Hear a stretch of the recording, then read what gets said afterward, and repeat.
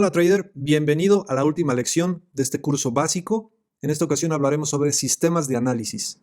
Y aquí vamos a ver distintas categorías donde podríamos englobar la mayoría de las corrientes de pensamiento sobre el análisis técnico. Obviamente estas son categorías que yo formé de una manera de englobarlas un poco, pero hay muchas más. Te voy a decir algunas que no están aquí. Hay análisis técnico basado en los signos del zodiaco, o basados en las fases de la luna o de los planetas. La verdad es que hay de todo lo que te puedas imaginar. Pero vamos a hablar de lo que más traders usan alrededor del mundo. Price action, chartismo, patrones de velas, ondas de Elliott, indicadores y secuencias Fibonacci. Comenzamos por el lado del price action. Y tenemos una de las más populares por lo sencilla que son los soportes y resistencias. Aquí tú puedes ver cómo el precio rebota en un nivel y está marcado, y luego rebota en estos niveles que también están marcados. Los de arriba son las resistencias y las de abajo son los soportes. Cuando el precio rompe la resistencia, entonces el precio tiene la posibilidad de rebotar ahora, pero en sentido opuesto, y esta resistencia ahora se convierte en un soporte. Por lo tanto, podríamos comenzar a comprar a partir de esta zona según esta teoría. Y el stop pues se pondría por debajo de los niveles del soporte anterior. Entonces pues te puede dar un ratio riesgo-beneficio de 1:1, 1:2, tal vez muy bien un 1:3. Algo parecido, pero un poco más objetivo, es las zonas de oferta y demanda, porque aquí específicamente se está buscando que esto sea una nueva resistencia, porque ha roto esta zona, porque primero se acumuló las órdenes de muchos traders y finalmente han roto el precio y volverá nuevamente a esa zona de oferta. Y lo mismo con las zonas de demanda, el precio está en un rango, sale del rango y volverá al rango para después poder buscar compras a partir de eso. Muy similar a lo anterior, pero hay una lógica en este caso detrás de ello. Ahora vamos a hablar sobre los esquemas de Wyckoff. Esto fue introducido por Richard Wyckoff en 1931 y él creía en algo que él llamaba el hombre compuesto o el trader compuesto, y hablaba que, por ejemplo, cuando el precio bajaba, entraba en unas fases y cada una tiene su particularidad. Cada punto de aquí, muy específico, tiene un nombre y hay un comportamiento antes de que el precio salga en el sentido opuesto. Y lo mismo pasaba cuando el precio subía, entraba en una distribución antes de poder cambiar. Estaba hablando un poco de los ciclos de mercado, porque el precio sube o baja y pasa mucho tiempo en rangos, mayormente. Entonces tiene su validez. El único problema que yo tengo probablemente con los esquemas de Wyckoff es que están un poco obsoletos en el pensamiento que hay detrás, que es que el conjunto de traders provoca el cambio. Y en realidad la mayor parte del dinero lo tienen los fondos de inversión, unos cuantos, y los bancos centrales y los gobiernos. Entonces ellos mueven principalmente el precio. Entonces, ahora que estamos en un mercado digitalizado desde los años 90, esto ya no es tan real como lo era cuando Richard Wyckoff lo aplicaba. Entonces, ojo con eso. Sin embargo, es una estrategia ganadora. Tiene una lógica detrás. Smart Money Concepts es mi fuerte, es mi especialidad, es la que yo he estudiado por años y es con la que yo he sido rentable. También hay que decirlo, hay muchas malas enseñanzas o incompletas sobre Smart Money Concepts y hacen que se malinterprete o parezca que no sirve, pero porque no se enseña adecuadamente. Y probablemente lo mismo pasará con muchos otros sistemas de los que vamos a hablar. Lo que me gusta de Smart Money Concepts es que son conceptos, por ejemplo, de liquidez. El algoritmo buscando crear y neutralizar y llenar órdenes. Porque como es digital, el mercado conoce todos los sistemas de análisis. Entonces, cuando quieren mover cantidades muy grandes de dinero, pues necesitan las contrapartes. Entonces crean escenarios donde estimulan a los compradores y a los vendedores para ellos poder ir llenando sus órdenes. Entonces, ellos juegan de una manera muy distinta y no tanto por patrones gráficos, sino por lo que ocurre detrás, que es la liquidez. Los order blocks serían zonas que están ocultas, aunque a la vista, para ejecutar con mayor precisión, y las kills son macros, que son horarios específicos donde el price action tiene más relevancia. Esto fue introducido por Michael Huddleston en los años 90. Hay mucho misterio alrededor de este hombre, y la verdad es que yo nunca he encontrado a nadie antes de él enseñando estos conceptos, al menos de la manera en las que él lo hace. Y bueno, obviamente todo esto es la especialidad de la casa, y eso lo verías en Bengala intermedio y avanzado. Así que por allá te espero para ver todo lo que hay que aprender sobre este extraordinario sistema de análisis que es contemporáneo, que es moderno y tiene una lógica una racionalidad y una objetividad detrás de lo que está ocurriendo. Obviamente no hay ningún sistema que sea 100% efectivo, pero el entender por qué ocurren las cosas te pone en una ventaja delante de otro tipo de análisis. Ahora vamos con los patrones de velas. Munehisa Homa, en el siglo XVIII, este oriental descubrió que podía registrar el precio del arroz, con el que abrían el día en general en el mercado, cómo se iban moviendo los precios más altos y más bajos y finalmente el precio de cierre. Y pensó que era buena idea registrarlos de una manera gráfica y descubrió que a través de eso podía anticipar con cierta efectividad lo que podía ocurrir el siguiente día o los siguientes días y después las siguientes temporadas. Un genio, un adelantado a su tiempo y obviamente se hizo muy rico especulando con el precio del arroz. Es una cosa impresionante. Ahora todos los traders damos por hecho las velas japonesas, pero cuando este señor las inventó, pues no existían. Así que un genio, un verdadero adelantado a su tiempo. Y aquí podemos ver algunos tipos de velas que sirven como señales de reversión, es decir, que el precio a partir de ese punto puede empezar a subir o puede empezar a bajar, darse la vuelta de lo que estaba haciendo. Y estos son los ejemplos de el martillo invertido, el martillo, el hombre colgado, estrella fugaz. Bueno, hay otros más acá, que son que estrella del amanecer o del atardecer, son conjuntos de velas. Los estoy poniendo muy rápido porque en realidad a lo mejor en su tiempo sí fueron efectivos, pero ahora honestamente son un poco obsoletos cuando los lees como un patrón. Tienes que ver el contexto de lo que está realmente ocurriendo en el precio para que tengan un valor. Entonces, si tú esto lo juntas con soportes y resistencias o smart money o algún otro, puede llegar a ser interesante, puede llegar a ser importante, pero no por sí solas. Y hay muchísimos patrones de velas por aprender, entonces realmente no es lo que yo más te recomendaría, pero sí es bueno que sepas que existen. Este es el doji, que son las velas de indecisión, y te vas a dar cuenta que muchos de los nombres de las velas tienen nombres japoneses. Muchos de estos patrones se inventaron después, no los inventó este personaje que te comenté antes, sino que se fueron inventando con el tiempo. Entonces, no le echemos la culpa de que muchas de estas cosas no funcionen por sí solas, porque no es culpa de él, sino de que se inventan patrones en todos lados. En todos lados tendemos a ver patrones, eso es normal.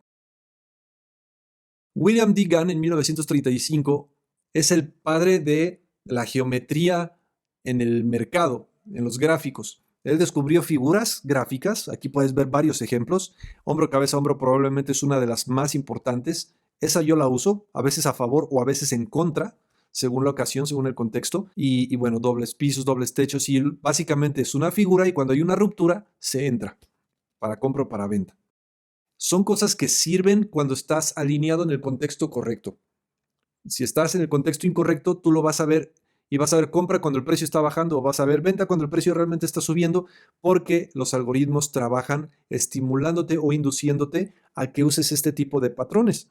Entonces, en su momento estoy seguro que funcionaban muy bien, pero actualmente tienen cierta obsolescencia. Sin embargo, conozco traders que son rentables con patrones gráficos. Estos son los más famosamente llamados chartistas. Pero hay algunas otras cosas, por ejemplo, las líneas de tendencia. Esto es como los dientes. Tú tienes un zigzag alcista en el precio, por lo tanto es como los dientes. Los dientes de abajo se cepillan hacia arriba. Entonces aquí tú pones tu línea de tendencia con los bajos cada vez más altos. Los bajos se dibujan en este sentido. Una línea de tendencia alcista va abajo. En el sentido opuesto, una línea de tendencia bajista va arriba de tu precio, marcando los altos más bajos. Porque de repente mentalmente pensaríamos, línea de tendencia alcista, como aquí, pues entonces yo pongo mi línea por arriba. No, va por abajo. Vas marcando los puntos en los que hace bajos más altos, bajos más altos, bajos más altos. Y de este lado, altos más bajos, altos más bajos, altos más bajos. Los canales, que es una mezcla entre líneas de tendencia y las soportes y resistencias, pero en este sentido serían de manera diagonal. Ahora te voy a decir algo interesante que sí puede llegar a funcionar. Imagina que tú tienes aquí un soporte, ¿sí? El precio lo rompe y se vuelve resistencia. Ok, aquí no entras, pero aquí tú ya empiezas a marcar tu canal y aquí se junta resistencia en el canal y también resistencia horizontal. Entonces este es un punto que puede ser interesante para entrar. Y así funcionan los canales. El sistema de onda de Elliott fue introducido por Ralph Nelson Elliott y él lo que creía eran los ciclos del mercado. Entonces se parece un poco a los esquemas de Wyckoff, visto de una forma un poco distinta, pero es lo mismo, que el precio sube, sube, sube hasta que llega un punto y luego tiene que corregir antes de poder continuar subiendo. Y él lo veía con X o 0, 1, 2, 3, 4 y 5, y con un debido retroceso o corrección de X, A, B y C. Entonces son 5 ondas y después 3 en retroceso. Esa es la manera en la que veía el mercado. Después han hecho nuevas versiones, ondas de Elliott avanzadas y bla, bla, bla, ondas con Fibonacci, y cada que le agregan más cosas, básicamente lo que demuestran es que las ondas por sí solas no son tan efectivas actualmente. Porque ahora, vean por ejemplo, si yo veo esta corrección X y yo veo aquí este bajo, pues este es A, y este alto es B, y este sería C. Pero luego hay un alto más alto que este, y luego hay un bajo más bajo que este. Entonces, ¿qué pasó? Que solamente puedes ver las ondas cuando ya ocurrieron. Y era lo que me pasaba cuando yo estudiaba esto, que parecía que siempre estaba viendo mal las ondas. Luego era, ahora sí ya la vi, es que no la estaba viendo, pero realmente es porque todavía no se había formado. Entonces esa es una desventaja. Te puede servir para contar ciertas cosas muy generales, pero no para ver con precisión lo que está ocurriendo. Pero son muy buenas, hay traders que se especializan en eso y con eso son rentables, porque ya lo veremos en el curso intermedio, es una cuestión tanto de tener un ratio de acierto amplio, bueno, positivo, y además tener un ratio riesgo-beneficio en tus entradas, es decir, que cuando tú entras, tu stop loss sea chiquito y tu take profit sea grande. Entonces, juntar esas ventajas estadísticas es lo que te hace rentable, no tanto solo la estrategia. Y eso es muy importante tenerlo en cuenta porque todo esto del análisis técnico es una cuestión de probabilidades, nunca de certezas. Ahora hablemos sobre secuencias de Fibonacci. La secuencia de Fibonacci o números áureos fueron introducidos también hace buen tiempo. Es moderno, esto no es muy viejo, es de los 90 probablemente. Y por ejemplo aquí, bueno, son secuencias que hay en la naturaleza, ¿no? Y las introdujeron aquí en el trading. Y por ejemplo, tienes un bajo y un impulso alcista. Entonces con esto lo mides y el retroceso de Fibonacci mide todo el retroceso, toda esta bajada para ver en qué zonas regresa, para ver si de aquí puedes volver a comprar. Entonces la zona dorada famosa es entre el 0.61 y el 0.78. Y hay más niveles aquí. Y el asunto es que después de esto el precio se dispara en el sentido opuesto, llegue primeramente a 0.23 y luego más arriba de estos es menos 0.27, si no mal recuerdo. Y bueno, en su momento lo usé, ya no lo uso porque me di cuenta que hay más cosas ocurriendo lógicas que unos números, una secuencia matemática que no es lo que mueve al precio. Pero en realidad hay algo que sí es lógico. Cuando un precio está muy caro, es normal que llegue un momento donde nadie lo quiera comprar. Se vuelve caro, se vuelve premium. Entonces el precio tiene que irremediablemente en algún momento volverse a zonas de descuento donde nuevamente sea atractivo que la gente quiera volver a comprar. Ahora, el retroceso de Fibonacci te dice hasta dónde puede retroceder, pero no te dice hasta dónde puede subir, en este caso. Para eso existe la extensión de Fibonacci, que toma 3 puntos, a diferencia del otro que toma 2. Este sí toma el bajo, el alto y el retroceso para medir hasta dónde podría llegar el precio. Pero ya debes tener avanzado el precio para poder marcar este, ¿no? Entonces te das cuenta que vas un poquito atrasado siempre con estas herramientas, ¿no? Y bueno, la intención es que el precio debería llegar a zonas de 78, de 100, 127. Normalmente un impulso tiene un segundo impulso. Te lo digo sin tanta cuestión mística, simplemente es muy común que el precio no lo pueden extender demasiado en un solo día por cuestiones de mantener los mercados estables. Los bancos centrales tienen prohibido mover el precio demasiado en un día. Entonces lo que hacen es que hacen un primer movimiento, descansan, dejan que el precio mitigue, que vuelvan a tenerlo en zonas de descuento y otra vez impulsan otro tanto. Igual que esto, 100% lo mismo, pues te llega aquí. Entonces están basados en algoritmos. Por eso vas a ver que hay una cierta precisión en ciertas cosas que ocurren en el mercado. Yo tengo mi propia versión de Fibonacci, pero que no está basada en estos números, sino en cuartos. Es decir, en 100, en 50, en 75, 25, 12.5 y así. Y la verdad es que me resulta mucho mejor, más efectivo y más racional que pensar en este tipo de números. Pero insisto, hay gente que es rentable con esto. Depende mucho cómo lo administres. Estos son los patrones armónicos. Estos yo particularmente nunca los supe usar, pero es una mezcla entre ondas como al revés con patrones de Fibonacci. Entonces ahí puedes ver cómo uno es el crab, el cangrejo, y luego está el butterfly y el bat. Y luego este otro creo que se llama Cypher y es una patente de una empresa, pero no estoy seguro, me puedo estar equivocando. Pero los más famosos son estos tres. Y hay páginas donde tienes que te indica los patrones armónicos para que tú no los tengas que medir y bueno, según se van dando tú compras o vendes según lo que sea, ¿no? Indicadores. Bueno, estos son sistemas que tratan de tomar estadísticas del precio para mostrarte el comportamiento para que tú puedas tomar ciertas decisiones. Las más famosas son las medias móviles simples. Por ejemplo, aquí tenemos la de 21 periodos, 55, 200 y 100 periodos. Cada una promedia pues ese número de periodos. Por eso la de 200, la más grande, es la más estable, y la de 21, que es la verde, es la más oscilante, porque toman menos periodos para hacer el promedio. Entonces, hay estrategias basadas en el cruce de estas medias. Luego está, y bueno, por ejemplo, la media de 200 por muchos años ha sido muy famosa porque dicen que es un soporte dinámico. Luego están las medias móviles exponenciales, que son lo mismo, nada más que ponderan con mayor porcentaje los periodos más cercanos. Por ejemplo, en una media exponencial de 100, van a darle más importancia a los últimos 10 periodos y 20 periodos que a los primeros 10 periodos o 20 periodos. Si le dan más importancia a lo más cercano. Entonces, ¿por qué ocurren las medias exponenciales? Pues porque se dieron cuenta que las medias móviles normales no eran suficientemente efectivas. ¿Por qué? Porque los indicadores van midiendo siempre lo que ya ocurrió, no lo que está pasando. Entonces, siempre van atrás. Por eso se les llaman lagging indicators, porque van retrasados. Vamos a ver otro. Bandas de Bollinger, también muy famosa. Aquí lo que tienes es una banda superior, una banda inferior y una banda media. Cada que el precio se sale de la banda inferior, en algún momento va a tender a volver a la banda media. Y lo mismo con la banda superior, va a tender a volver a la banda media.